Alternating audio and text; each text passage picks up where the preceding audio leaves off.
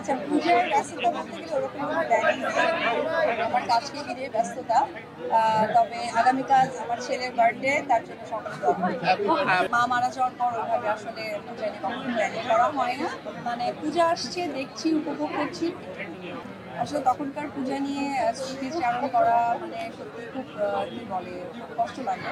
কারণ সবচেয়ে ইম্পর্টেন্ট যে মানুষগুলো আমার সাথে ছিলেন, আমার মা বাবা কাকা, তাদেরকে আসলে অনেক মিস করি। কারণ তারাই আসলে আমার পূজাটাকে সুন্দরভাবে দিদি, জয় আসলে কিভাবে এনজয় করে পূজা এবং এই দুইটা ফেস্টিভ্যালই আসলে জয় কেমন এনজয় করে? ও ছোট মানুষ তো ঈদ পূজা স্টার্ট করেছে। আর পুজো যেহেতু অনেক আওয়াজ হয়, মেলা, সে খেলনা কিনতে পারে। এখন ওই খেলনার প্রতি এরকম আগ্রহ নেই, কিন্তু ওই যে মেলা, লোকজন, একটা ভিড় হয়, এটাকে সে অনেক বেশি enjoy করে। সে তো অনেক বড় সেলিব্রিটি তার সময়টা পান কিনা?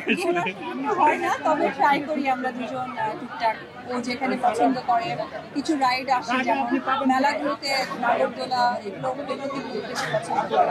তো আমি আজকে তাসান তোহার বসুন্ধরা সিটি শপিং মলে শুভ সূচনা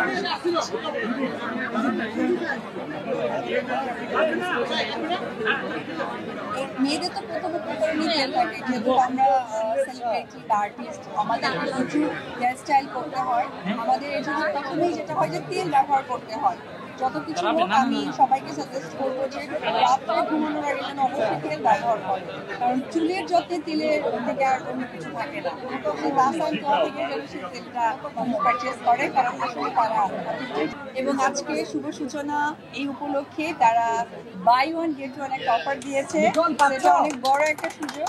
একটা তেলের বোতলের দামে আমি আর একটা পেয়ে যাচ্ছি অনায়াসে। তো এটা সুযোগটা আমিও ছাড়বো না, আমিও শপিং করে